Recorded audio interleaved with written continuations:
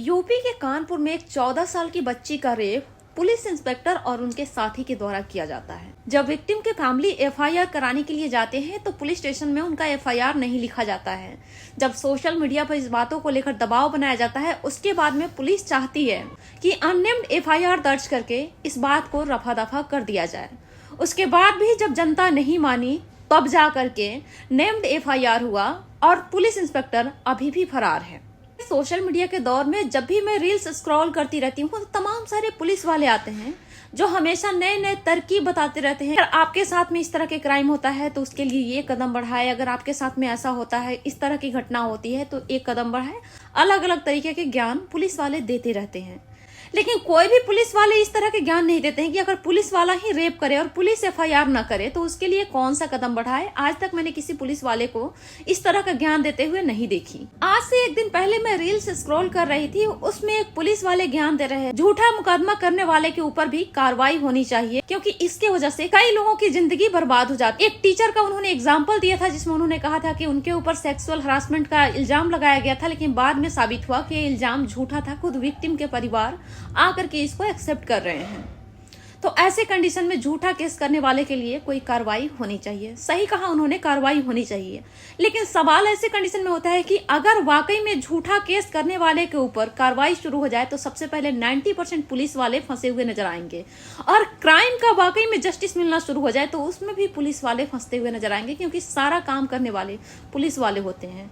अब बात कर लेते हैं सरकार के ऊपर में। योगी सरकार हमेशा अल्पसंख्यक के ऊपर बुलडोजर चलाती है और गरीबों का घर तोड़ने के लिए बुलडोजर चलाती है। ये सिर्फ योगी सरकार की बात नहीं है, बल्कि पूरी भारतीय जनता पार्टी की सरकार का यही काम है। अभी भी जब से बिहार में सरकार बनी है तब से जगह जगह पे गरीबों का घर तोड़ रही है, अतिक्रमण हटाने के नाम पर, और कभी कभी अपराधी को खत्म करने के नाम पर भी बुलडोजर चला देती है। तो सवाल ऐसे कंडीशन में भारतीय जनता पार्टी से होता है, क्या इस बार इंस्पेक्टर के घर के ऊपर भी बुलडोजर चलाया जाएगा?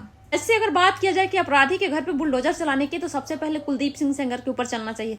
और भारतीय जनता पार्टी के अंदर में ऐसे कई एक रेपिस्ट बैठे हुए हैं जिनके ऊपर सबसे पहले बुलडोजर चलना चाहिए, लेकिन इन लोगों के घर पे बुलडोजर नहीं चला। और यूपी में पहली बार नहीं हुआ है कि पुलिस ने एक नाबालिग बच्ची का रेप किया है, बल्कि इससे पहले भी इस तरह की घटनाएं सुनने को मिलती रहती हैं।